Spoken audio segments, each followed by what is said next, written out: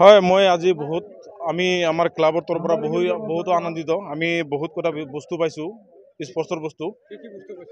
আমি বেট পাইছো দুটা আর পেড পাইছো তিনটা, এটা উইকেট কিপারর আর দুটা ব্যাটসম্যানর, আর স্টাম্প পাইছো আর গ্লোভস আছে তিনজোর, এটা উইকেট কিপারর, দুটা ব্যাটসম্যানর, আর বল আছে তিনটা, আর কিবা আছে জার্সি সেট আছে এটা, আর বহুত কিবা কিবি বস্তু আছে। তার লগত আমাক ক্যারাম বোর্ড আর ভলিবল সব মানে সব বস্তু দিছে। বহুত ধুনিয়া লাগেছে। বিটিআর গভর্নমেন্টক আর আমার পরম ডাঙরিয়াক বহুত ধন্যবাদ দিছো। আর নেক্সট মানে আর বহুত বস্তু এনেকৈ মানে দিবলৈ অনুরোধ কৰিছো। আর যুব সমাজক ইমান উন্নতি কৰাৰ কাৰণে বহুত ধন্যবাদ। আর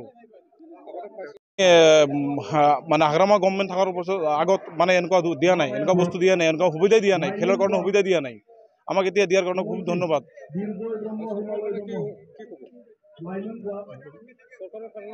হয়, সরকারক আমি বহুত ধন্যবাদ দিছো মানে এনেকুৱা সুবিধা দিয়ার কারণে। আর নেক্সট মানে আরো সুবিধা দিব বলে আমি আশাবাদী।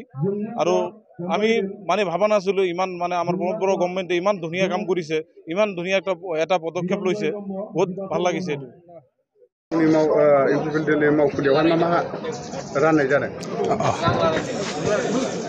दिनै कुसुगाव ब्लक इउपिपिएल दलनि युथ विंनि उद्योगाव सेन्ट्रेलनि इउपिपिएल दलनि लाइमोन गांखंनि उद्योगाव दिनै कुसुगाव समस्तिनि 38 क्लाब्सफोरनो जोङो स्पोर्ट्स मेटेरियल डिस्ट्रिबिउशन खालामनाय जादों।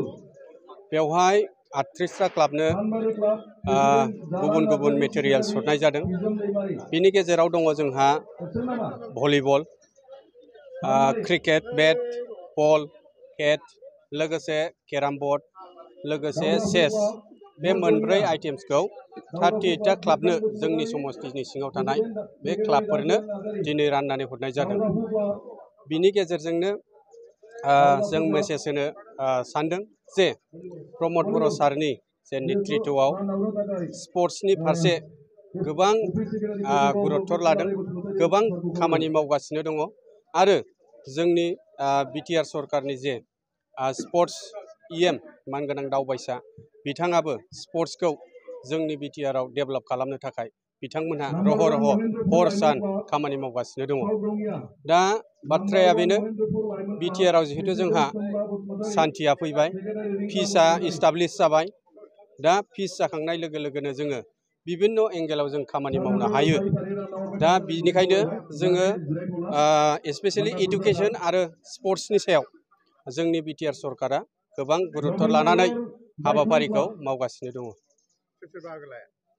दिनैनि हाबाफारियाव गाहाय आलासि हिसाबै सेंट्रेल कमिटि युथ विंनि मानगोनां वार्किं प्रेसिडेंट इरागदाव ब्रह्म बिथां फैनानै बाहागो लाफैदों।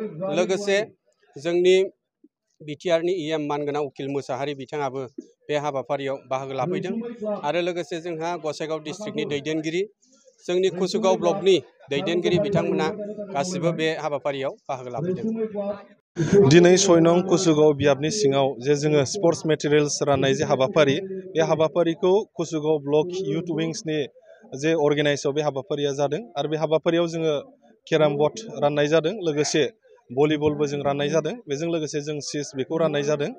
दा जोंनि उद्देश्यआ बेनो जे जोंनि बिटिआर ओनसोलाव जोंनि लाइमोनफोरखौ खेला दिगाव जोङो जौगाहोनो थाखाय, खेला दिगाव जाहाथे खेला गेलेनायनि गेजेरजों गावखौ विश्व दरबाराव जाहाथे गावखौ सिनायथि होनो हानाय, बे असिलायै जोङो बे हाबाफारिफोरखौ लानाय जादों। आरो खेलाल' नङा, जों कालचार बिथिङावनो होन बा बिभिन्न बिथिङावनो होन, जाहाथे जोंनि ओनसोलनिफ्राय फैगौ समाव भबिष्यतआव जाहाथे जोंनि लाइमोनफ्रा माने गोजौ फारसे जौगानो हायो, थांना थानायनि जे लामाखौ दिहुननानै लानो हायो। बे असिलायैनो जोङो दिनै स्पोर्ट्स मेटेरियल्स राननाय हाबाफारिनि गेजेरजों जों लाइमोनफोरजों जे सावरायनाय हाबाफारि, बे हाबाफारिखौ लानाय जादों। दा दिनै गेलेनाया गोदो गोदायनिफ्रायनो माने जोंनि समाजाव, दिनैल' नङा गोदो गोदायनिफ्रायनो जोंनि समाजाव जे गेलेनाय हाबाफारि बेयो जाबोबाय थादों। दा गेलेनाया मोनसे गेलेनायल' नङा, बेजों लोगोसे जोंनि देहा, जोंनि मेन्टेलि बेफोरबो थिग थायो। दा गेलेनायाव एंगेज थानायनि गेजेरजों जे जोंनि समाजाव जे गाज्रि हाबाफारि, जेरै ड्राग्स जुवा बायदियाव गफबनानै थानायनिख्रुइ जोङो जोंनि इयुथफोरखौ डाइभार्ट खालामनानै खेला फारसे जों डाइभार्ट खालामनानै बिथांमोनखौ जों मोजां लामाजों जे दैदेनलांनो हायो बेखौ गोदो गोदायनिफ्रायनो बेखिनि हाबाफारिखौ लाबोनाय जादों आरो जोंनि सरकाराबो बेखौनो टारगेट लादों जे जोंनि समाजाव जे गाज्रि हाबाफारिफ्रा बा गाज्रि थासारिया जुदि गैया जानांगौब्ला लाइमोनफोरखौ बिसेसकि जोङो हारिमु बिथिङावनो होन आबादारि बिथिङावनो होन बा दिनै स्पर्ट्स बिथिङावनो होन जोङो लाइमोनफोरखौ डाइभार्ट खालामनानै बेफोर बिथिंफोराव जों एंगेज खालामनानै दोननांगोन अब्लासो अट'मेटिकेलि जोंनि समाजाव जे गोजोन परिबेस बे लाइमोनफोरखौ मोजां लामाजों दैदेनलांनाय जे परिबेस बे परिबेसखौ जों लाबोनो हागोन।